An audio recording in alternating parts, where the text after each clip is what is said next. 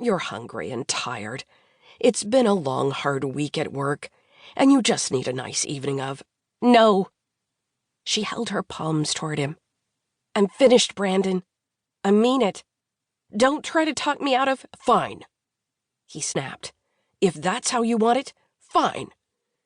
He turned, and she could tell by the way he clomped the heels of his good calfskin loafers he was vexed.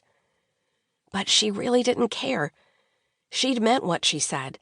She was done with him, finito. But as she got into her car, she felt a mix of conflicting emotions. On one hand, and to her surprise, she was relieved. How incredibly freeing to put an end to a 2-year relationship that appeared to be destined for nowhere. On the other hand, she felt a shaky sense of uneasiness. What had she just done? What if she woke up tomorrow morning and regretted this? What if she had to eat her words, to beg his forgiveness? As she drove home, Dillon had no doubts that multitudes of women would consider Brandon a great catch. And maybe he was. If anyone could actually catch him, good luck. Sure, he was good-looking, had a decent job, was responsible, owned his condo unit, drove a nice car, and even went to church. But Mr. Perfect was afraid of commitment. How many times had he told her that very thing, acting as if she were the key to unlock that door? But she didn't want to wait 10 years for it.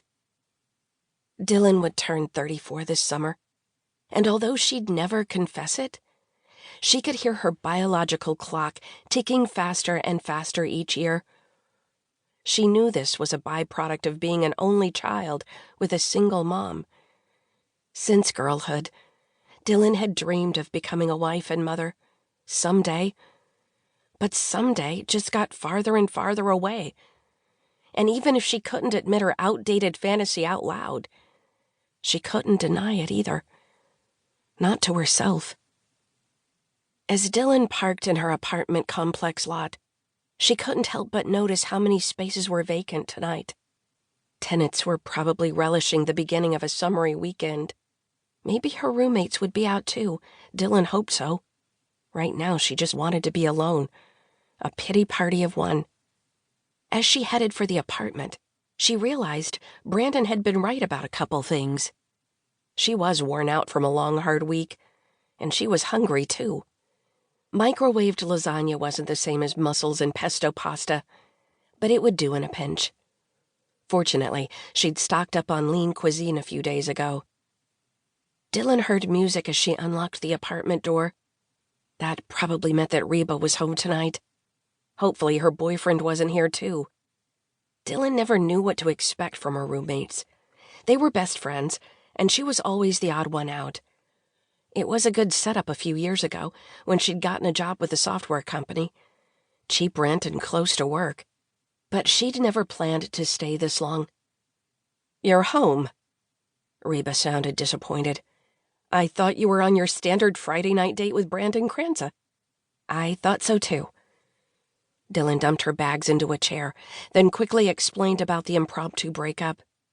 You're kidding. Reba's eyes grew wide. I thought you guys were about to get engaged.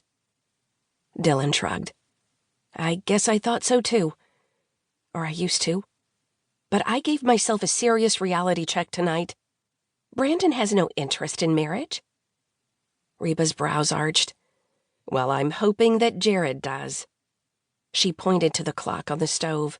And he'll be here in a few minutes. He's bringing pizza, and we plan to watch a movie.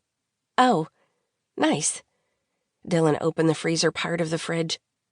I'll just nuke some dinner and lay low in my room.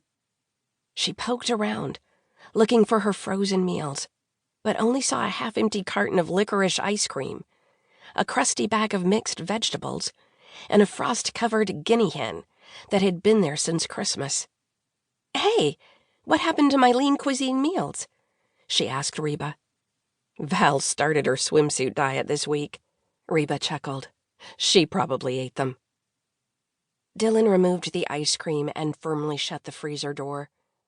Figures.